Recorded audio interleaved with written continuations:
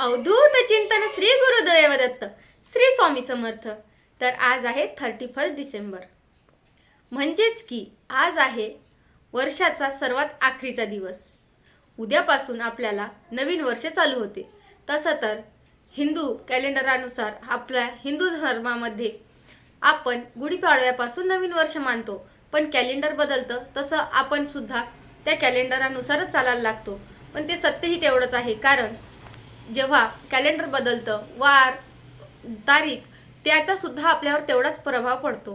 त्यासाठी आपण काय केले पाहिजे, आणि अशी कॅलेंडर कधीही घेऊ नका ज्यामध्ये तुम्हाला निगेटिव्हिटी वाटेल। म्हणजेच की कोणते कोणते कॅलेंडर असे राहतात तिथे वर गेलेले जहाज किंवा पूर आलेले चित्र, कोणी रडत आहे, कोणतं बाळ रडत आहे त्या चित्रामध्ये, असे कॅलेंडर घेऊ नका।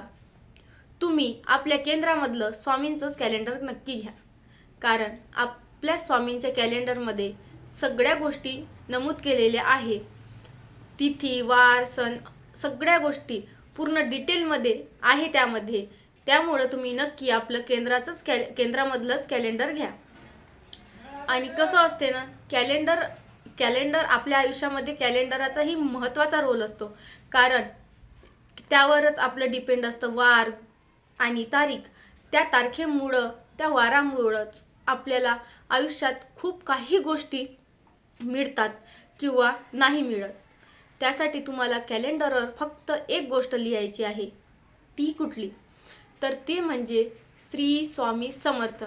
प्रत्येक कॅलेंडरवर प्रत्येक जेव्हा महिना चेंज होतो तेव्हा त्या महिन्यावर श्री स्वामी समर्थ लिहायचं आहे, आणि तसेच आपल्या कुलस्वामिनींचं नाव लिहायचं आहे। तर कोणाची कुलस्वामिनी आपली रेणुका माता असेल, कोणाची भवानी माता असेल, तर त्या कुलस्वामिनींचे नाव लिहायचं आहे। तर अशा प्रकारे आपल्या सगळे दिवस त्याला कशाला आपण स्मरण करायचे आहे, कारण त्यामुळं आपले सगळे दिवस सुख समाधानी आणि शांतीचे जाव, यासाठी आपल्याला त्याचं स्मरण करायचे आहे। आणि जेव्हा आपला महिना बदलतो तेव्हा आपण श्री स्वामी समर्थ लिहायचं आहे। त्याखाली आजूबाजूला 2 रेषा काढायच्या आहे, आणि आपल्या कुलदेवतेचं नाव लिहायचं, त्यांच्याही खाली आजूबाजूला 2 रेषा काढायच्या आहे, आणि त्यांना 2 मिनिटं स्मरण करायचं आहे की हे देवा, ह्या महिन्यातला माझा सगळे काही दिवस चांगले जाऊ दे। तसेच तुमची कुठली इच्छा असेल, तर तुम्हाला वाटत असेल जसं की नोकरी लागली पाहिजे मला, तर आपण 1 तारखेला जर तुम्हाला वाटत असेल 1 जानेवारीला माझी नोकरी लागली पाहिजे, तर तुम्ही त्या 1ला सर्कल करा, आणि ते पण हिरव्या इंकनी, म्हणजे हिरवा पेन मिळतो हिरव्या इंकचा, त्यानेच तुम्हाला हे श्री स्वामी समर्थ आणि श्री कुलदेवताय नमा, म्हणजे जी कोणती आपली कुलदेवता आहे त्यांचे नाव लिहायचे आहे।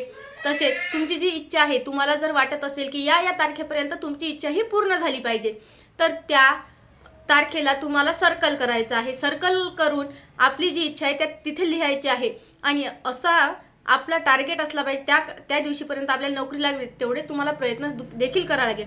फक्त लिहिलं म्हणजे झालं नाही, तुम्हाला तेवढे प्रयत्न करणंही महत्त्वाचे आहे, कारण प्रयत्नार्थी परमेश्वर असं म्हटलं जाते। फक्त आपले मार्ग मोकळे होते, आपली एम जे आहे आपल्या मनात तो निश्चित होतो, आणि आपल्याला तेवढंच धावपळीने आपले कष्ट चालू ठेवायचे आहे, जेणेकरून आपल्याला ती सक्सेस मिळायलाच हवी। जसं की लग्न, माझे त्या दिवशी लग्न झालेच पाहिजे, असे बरेच काही उपाय आहे, ते तुमची इच्छा असेल ते पूर्ण करायला मदत करते। तर माझा आजचा व्हिडिओ कसा वाटला नक्की शेअर, सबस्क्राईब, लाईक करा, आणि मला कमेंटद्वारे नक्की कळवा। श्री स्वामी समर्थ। धन्यवाद।